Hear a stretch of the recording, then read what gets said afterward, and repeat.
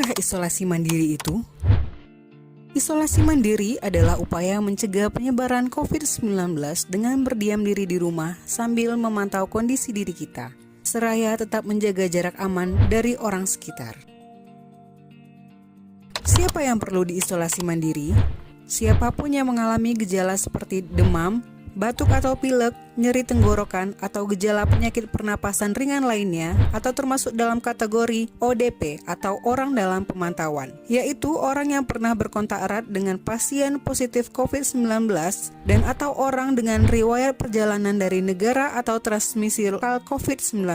Dengan syarat mereka yang tidak termasuk dalam kelompok rentan, yaitu lansia atau memiliki penyakit kronis lainnya seperti jantung, diabetes, kanker, penyakit paru kronik, AIDS, penyakit autoimun, dan sejenisnya. Mengapa isolasi mandiri setidaknya selama 14 hari? Gejala COVID-19 biasanya muncul dalam rentang 1-14 hari berupa batuk, demam, atau sesak nafas.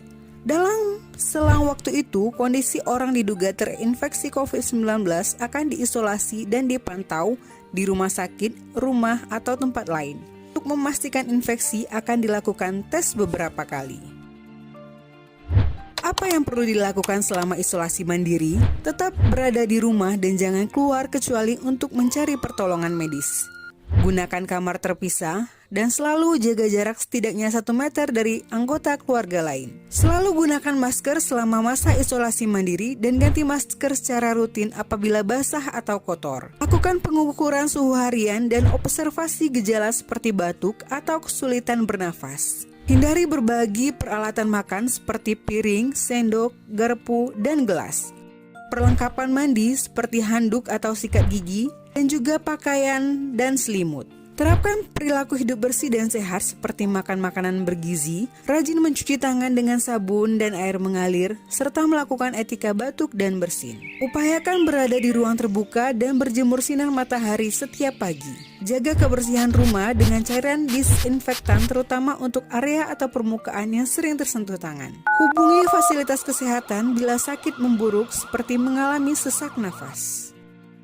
Apa saja yang tidak boleh dilakukan saat isolasi mandiri? Tidak boleh keluar rumah termasuk untuk bekerja. Bila terpaksa harus keluar, gunakan masker dan hindari transportasi publik atau tempat ramai. Tidak boleh berbagi alat makan, mandi, dan pakaian dengan anggota keluarga lain. Cuci peralatan makan dan pakaian secara mandiri, terpisah dari anggota keluarga lain. Bila harus berbagi kamar mandi atau mesin cuci pakaian, maka bersihkan dengan cairan disinfektan. Bagaimana menjaga daya tahan tubuh selama isolasi mandiri?